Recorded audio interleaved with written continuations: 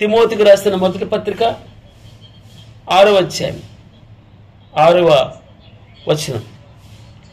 సంతుష్టి సహితమైన దైవభక్తి గొప్ప లాభశాతనమై ఉన్నది. మీరు ఈ లోకంలోనికి ఏమీ తేలేదు, దీనిలో నుండి ఏమీ తీసుకొని పోలేం. కాగా అన్నవస్త్రములు గలవారమై ఉండి వాటితో తృప్తి పొంది ఉందము. ధనవంతులు అగుటకు అపేక్షించేవారు శోధనలోను, ఊరిలోను, అవివేకయుక్తములను, హానికరములైన అనేక దురాశల్లోనూ ముంచివేయి. ఎందుకనగా ధనాపేక్ష సమస్తమైన కీడునకు మూలం. కొందరు దానిని ఆశించి విశ్వాసము నుండి తొలగిపోయి నానా బాధలతో తమ్మును తామే పొడుచుకొనిరి. 11వ వచనం. దైవజనుడా, నీవైతే వీటిని విసర్జించి విడిచి పారిపొమ్ము అని వ్రాయబడింది.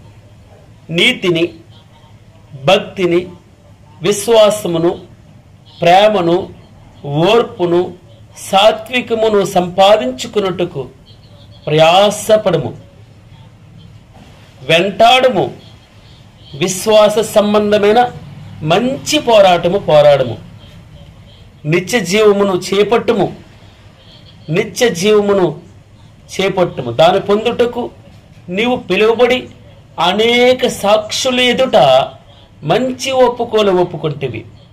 సమస్తమునకు జీవాధారకుడైన దేవుని ఎదుటను పొంతు పిలాతునొద్ద ధైర్యముగా ఒప్పుకొని సాక్ష్యమిచ్చిన క్రీస్తు యేసు ఎదుటను మన ప్రభువైన యేసుక్రీస్తు ప్రత్యక్షమగ వరకు నీవు నిష్కలంకముగాను అనింద్యముగాను ఈ ఆజ్ఞను గైకను వలన నీకు ఆజ్ఞాపించుచున్నాను.